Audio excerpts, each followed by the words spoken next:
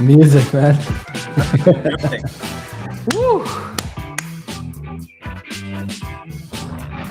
What's up, everybody? What's up, man? We're back live What's again. going on, everybody? February 7th. Can't believe it's already February 7th, man. It feels like New Year's was just a couple days ago. I know. We're going to get started in a couple of minutes here, guys. One more minute till we go live. I think it's going to be a good one again today, man. Yeah, today's going to be a great one, man. Where's everybody from, man? Where's everybody from? Let us know in the chat where you are from. Yeah, let's put it down in the chat there, guys. Let's comment. All right. We got about 60 seconds to get started. 60 seconds. Seems like forever.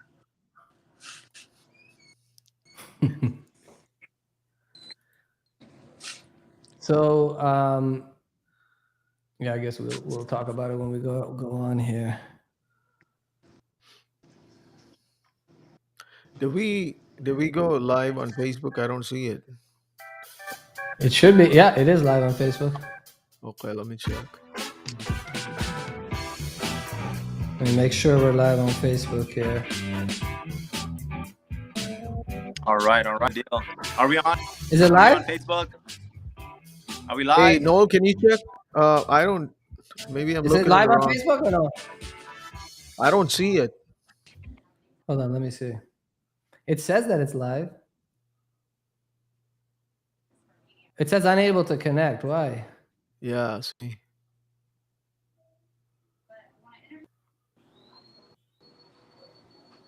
Technical. Yeah, we're not live. Why does it say this? Let me call Tia. Bear with us a minute here, guys. We're just having little technical difficulties. Noel and Tom, maybe you can continue the conversation a little bit while I find out what's going on. All right, guys. Hey, welcome everybody. If you're watching on YouTube and other places, welcome. This is a weekly live that we go on YouTube, Instagram, Facebook, and other channels. So just hang tight. We are working through some difficulties where it's not connecting to Facebook. So once that's sorted out, we'll officially kick it off. Noel, did you want to add something? Hey, everybody. As you guys can tell, I'm not in my natural habitat. It's in the office, so just busting it out. So hi, everyone. This is Dr. Noel Liu. I'm not sure difficulties with Facebook, but if you guys on YouTube, we come here live every Tuesday discussing RE. Love real estate. So we at.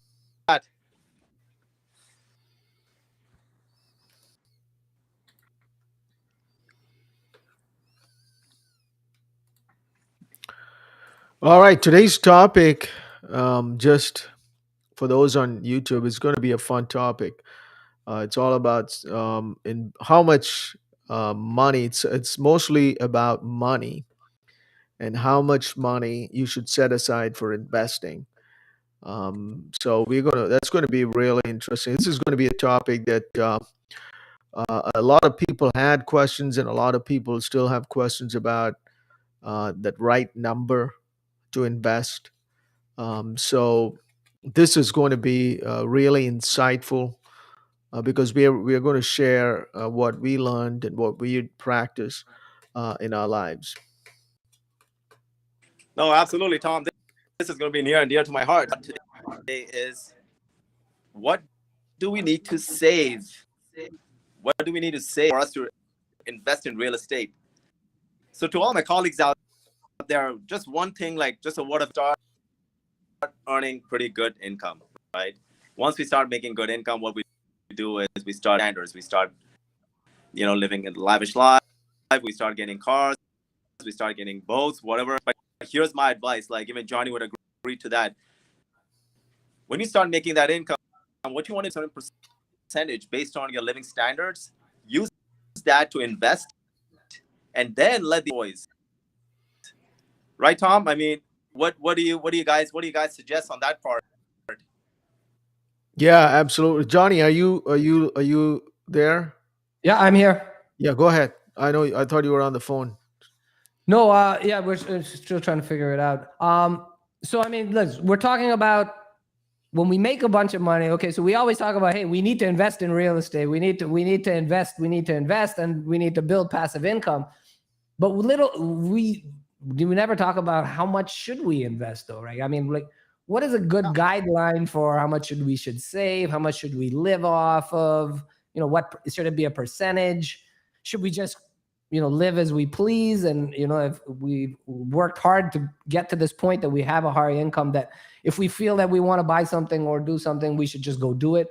I mean, do we Right. have budgets? I mean, what do you guys do? I mean, for me, I know the answer to that question. I mean, but how about you, Tom? I mean, do you save a percentage of your income? How do you determine how much, how much should save, how much you should live off? I mean, what's your guideline? I mean, Yeah, this is a great question, right? So I've been, I mean, I think we all have been raised with the mentality, especially from our parents who were great savers. They saved up all their money so that they can educate their kids and all that stuff. So that saving thing is really ingrained in us. So I grew up with that. Like, man, you have to save a ton of money, right? And then one day I looked and, man, I was like, I'm saving all this money, but um, it's just sitting there doing nothing. And then I learned one day that,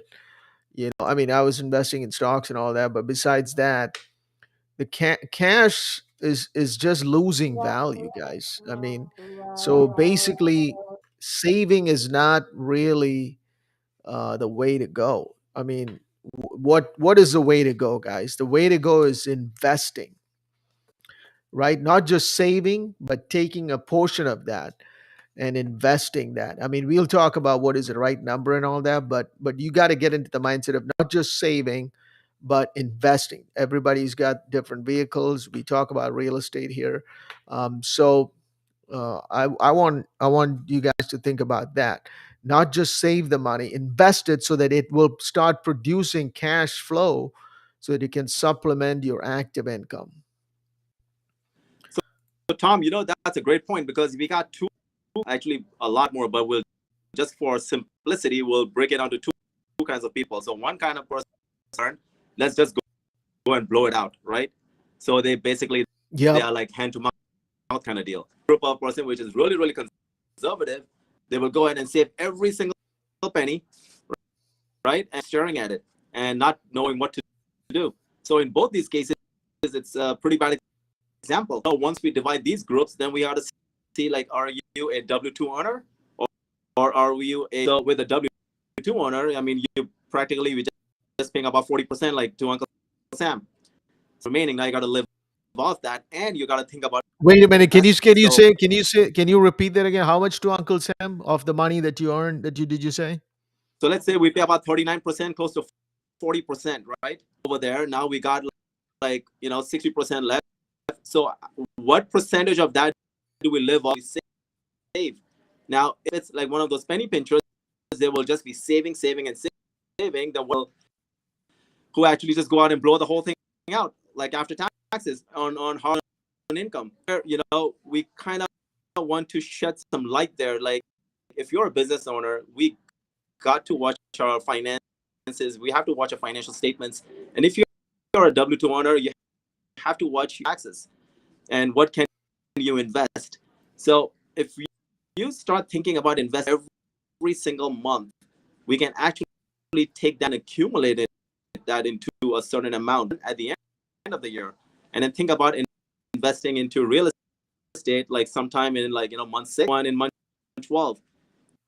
This has worked very, very well from me and my if this is something which resonates with a lot of people, they should start thinking in that terms as well.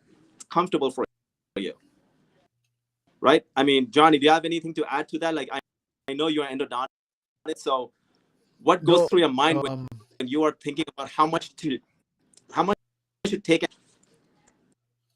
Noel, you're breaking up a little bit. So basically, to recap, what Noel was saying is you 40% of your money is going in taxes, basically. I mean, and that's a lot of that's your biggest expense. Hey, Johnny, by the way, I love your hat, man. I forgot to see that. Can you really show that? That's really what we are talking about today. What's that? Wow. Gucci, no. Fendi, no. Chanel, no. However, deeds, LLCs, and titles. Right there, you go. Talk about that, man. Love it. Love it. Wait, you're muted. Sorry, can you hear me now? Yeah. So there was a by the way, Tom, if you have on Facebook, maybe can you go live on your Facebook from your computer? Maybe we can just go on live from there. If not, if you I can, don't- try to figure it out. Yeah, Then we let could me go see. live there and close it. Because I think Facebook group changed a lot of their settings, so now I Okay. don't think that they're even allowing this to happen. I'm not sure, but they're looking into it.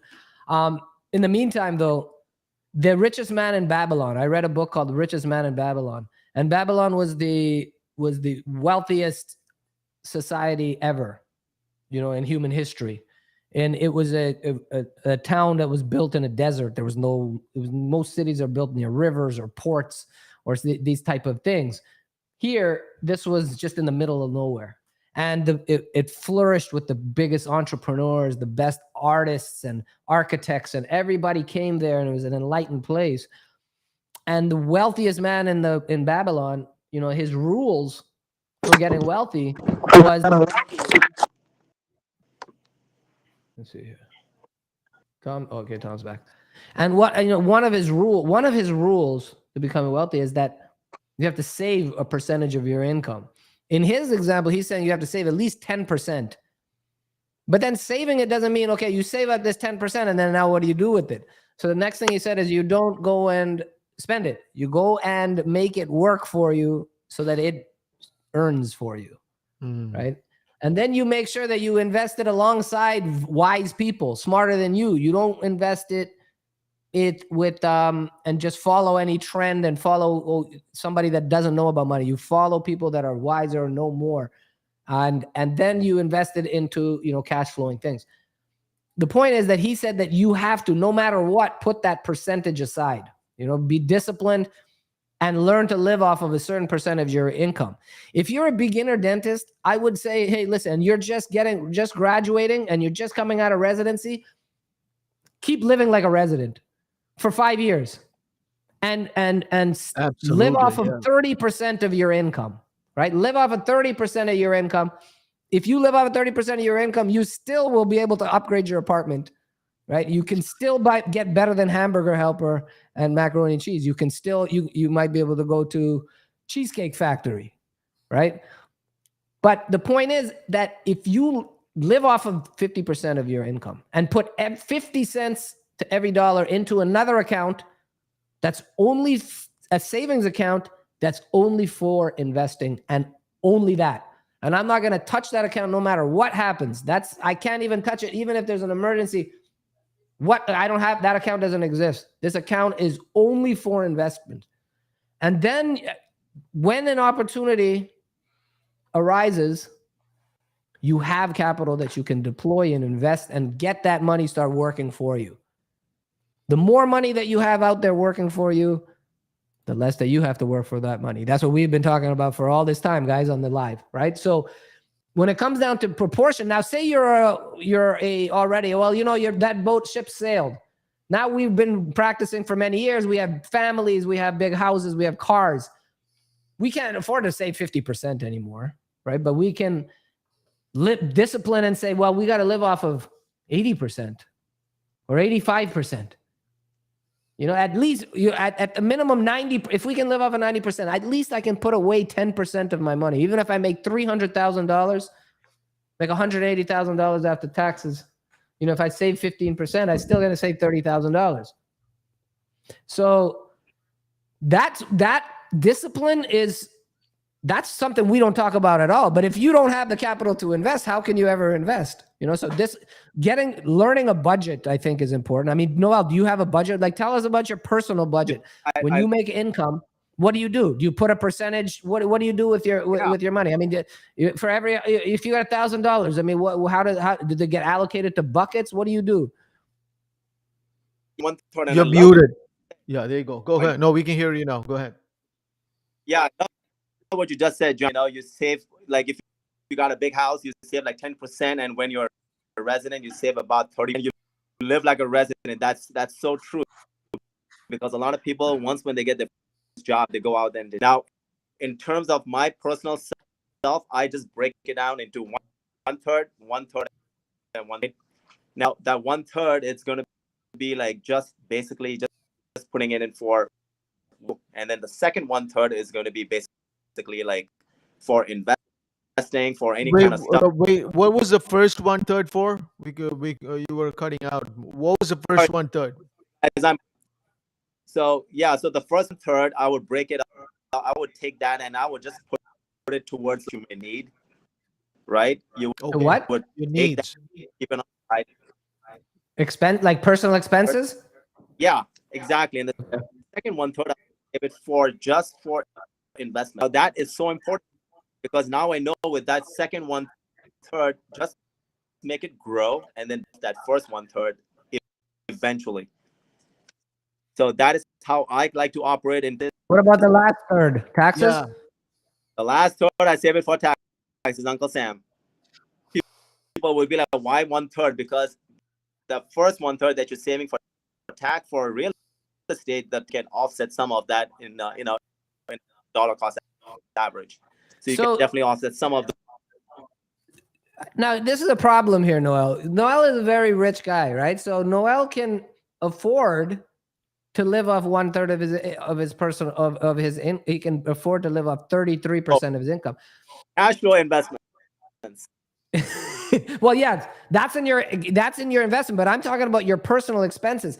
I don't think the majority of the people can live off of 33% of their income, active income.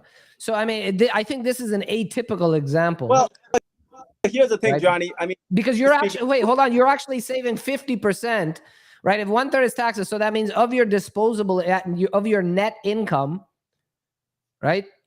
50% of it goes towards investing. 50% goes towards your personal expenses, right? That's accurate. 1 out of every $2 that you get net is savings to put towards investing. That, ladies and gentlemen, is a surefire way to achieve wealth and success. If you live off of 50% of your income and you learn to invest 50% of your income in cash flowing investments, it won't take you long to become very wealthy and to have lots and lots of cash flows.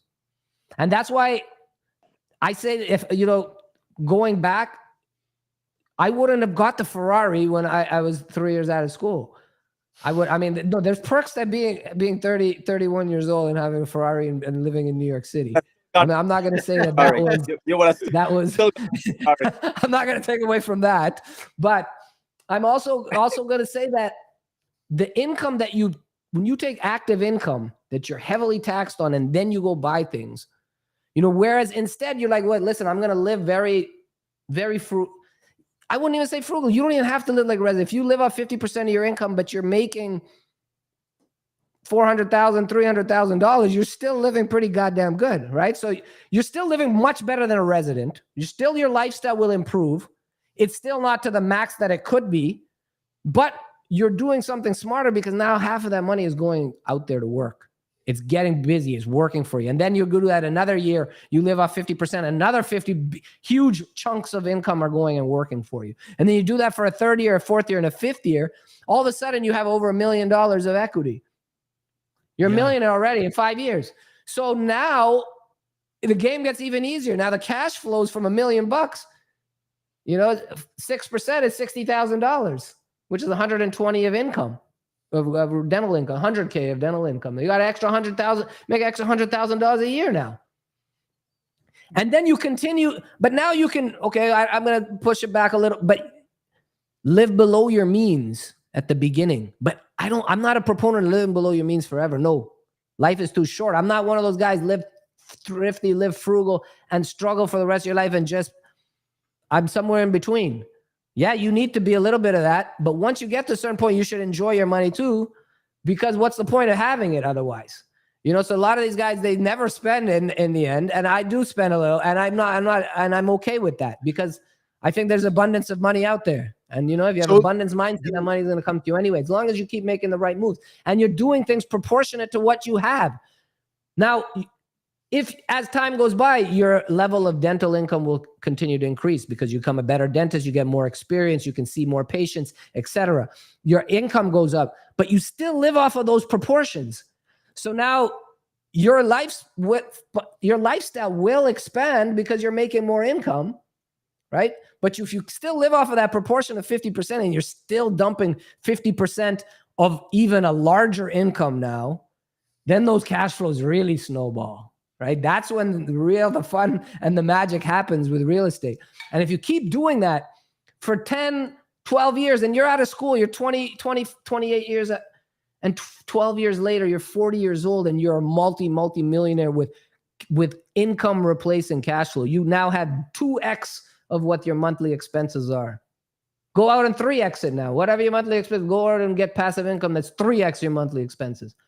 And that's when that's the FIRE, right? The financially independent, whatever that acronym people say, financial independence, retire early, whatever that BS is. Yeah. This is a true thing. Every dentist can do this. That's the thing that really bothers me, is that every dentist can do this. And if you just keep investing in cash flow, then all of a sudden Jonny, you're wealthy. A percentage is, what about a dollar amount? What would you say the good dollar amount for somebody starting? Like 10 grand a month saving aside, that's a good amount? It depends how much if you make. I mean, if you can save 10 grand a month, right? How about if you save 20 grand a month? Even better. Yeah. You Jonny, you brought up a point before when you were talking, right? You said a lot of people save. So let's talk about the people who save a lot of money and they don't spend it, right? There's a lot of people who save a lot of money and they don't know how to enjoy life. So I think the reason is because they keep on saving the money. And if they're afraid that if they spend it, I mean, it's gone, right? So if they saved, like, let's say, $300,000, and if they took 20 grand and went on a vacation, right? Like now it's only 280. So that's the fear that's keeping a lot of people from spending when they are savers. This is why you always spend your passive income, because you're still not touching your capital. Your capital is still growing. You can go out and buy a Ferrari, you can buy a Lamborghini, whatever you want, as long as you're buying it from your passive cash flow, because you're not touching your principal. That's going to be That's right. replenished at some point. It keeps coming. Always live off the interest. Always live off the interest. Yeah. And never touch the principal. Yeah. I learned that, that Bernie Madoff, even one of the investors that was investing with Bernie Madoff, unfortunate for him, he said, but his thing was, hey, never touch the principal. You always invest the principal and live off the interest. Always learn to live off interest only. If you live off of interest, you're never losing your money. Like that. And just as a quick rant on the aside, that's the bullshit that they sell you with this stock market. It's the accumulation. Live below your means. Put as much into the stock market as you can. Hope and pray. Don't touch it for 35 years. Just keep putting money into it. Live below your means. Live below your means. Put it in there. Accumulate as much as you can, and then start depreciating it. Then slowly live off of it and take money out of it. Pay taxes on it, and hopefully that money doesn't run out. Accumulate and then deplete.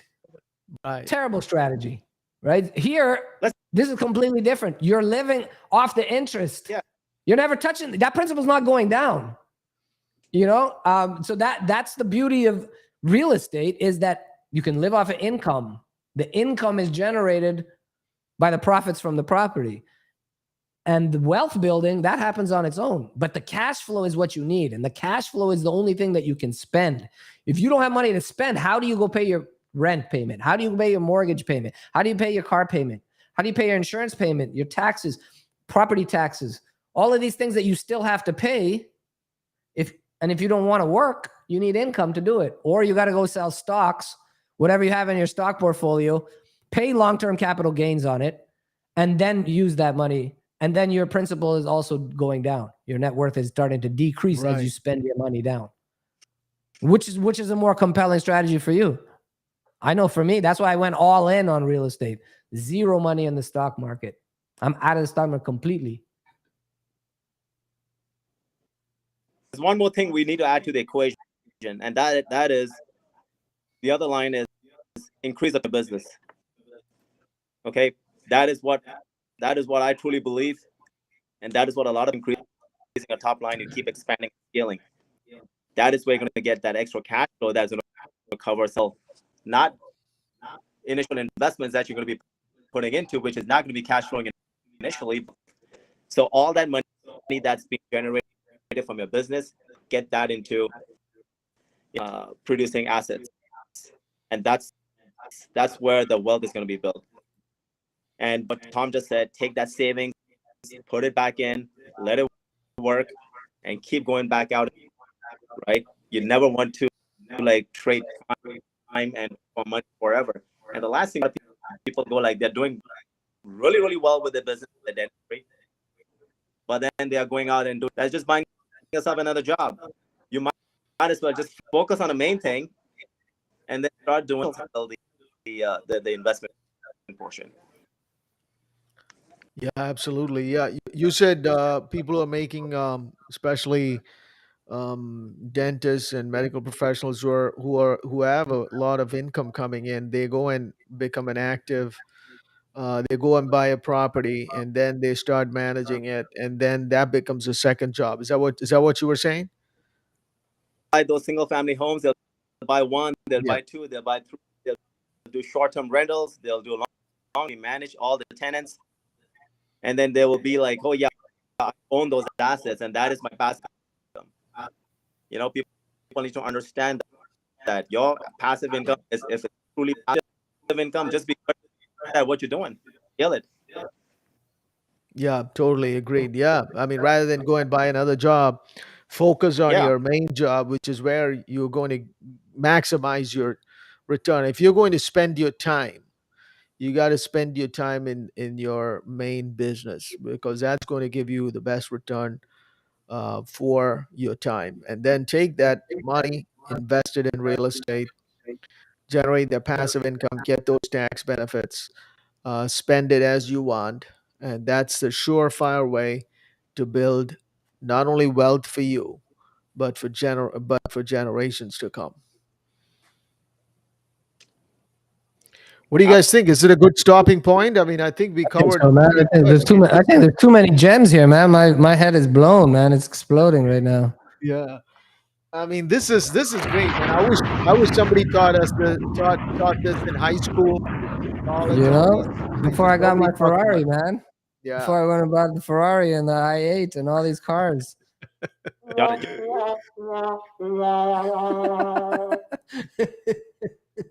But no, man, it's still, you know, just as a final point, I mean, getting my personal, I'll be honest, I was making money investing and all this stuff, but my personal finances was a mess. I mean, I didn't keep any budgets. I didn't really, I didn't keep track of what I was spending on what. I had no idea. I just knew that when those credit card bill statements came at the end of the month, I had enough to pay them in full. I paid them in full and I could keep going, and I didn't know what percentage. So I had a money coach. Some people may consider doing that and they kind of helped set up spreadsheets and set a budget, and like, so I waste a lot of money, on doing a lot of stuff in, restaurants and bars and all these things. So it's at least an accountability. Okay, so this is how much you spend. So now what percentage, try to stay within this percent. Look at some historical data. What percentage does my house make of my personal expenses? What percentage? Am I in line with what I should be at? And, whatever. So that helps a lot. And it helps you to know where your money goes. So if you keep things and account, and again, a budget is not meant to be restricted. It's just meant to hold you accountable. And if you can become accountable and you know where money's going, then you know where you can make tweaks, make adjustments, maybe cut back here. Oh, I've spent enough on this type of thing for this month, so I'm going to stop. Whatever it may be for you. But what that translates is to that now you can have ability to save money to make sure that you can pay your future self. And so having those budgets can ensure that you're making the right moves and saving the right amount of money proportionate to whatever your income is, proportionate to whatever ratio that you can live off of. When you're younger, when you don't have a family, the more the better. You know, learn to just live off of 30% of what you live. And I guarantee you that you fast track your way to phenomenal wealth as long as you make the right investments. So, you know, what we were trying to learn on this live is, hey, look, learn to save percentages, and then learn to deploy those into the correct investments, lower risk stuff that builds cash flow, that builds wealth, and consistently keep doing that. Keep building your income, doing great at what you're doing, the job, keep increasing the percentages that you make so you can live off of a higher percentage, you can save a higher percentage, and you can keep investing at a higher rate. And that's a great way to set yourself up for freedom, financial freedom, right? So, yeah. That's it, Awesome. man. So Sounds good. It was just great, man. There's a lot of points, especially money mindset. This is amazing that we talked about today. It's going to help I a love lot of people. I know for sure. yeah, Just said about accountable, and it's not there to limit you. That is huge, man. I love that. yeah. And look at our guy, the Don here. He said, you only have one chance at youth, Johnny. You experience dream cars, which is true. I lived it up, man. I mean, I lived it up. I lived, 1,000 lifetimes in New York and the adventures that I've been around the world. So I agree. There is. But I also know that a lot of the money that I've spent that channeled, maybe I just didn't go 100% max for all those years. Maybe I just cut it back to 75% and put an extra 25% more into investing.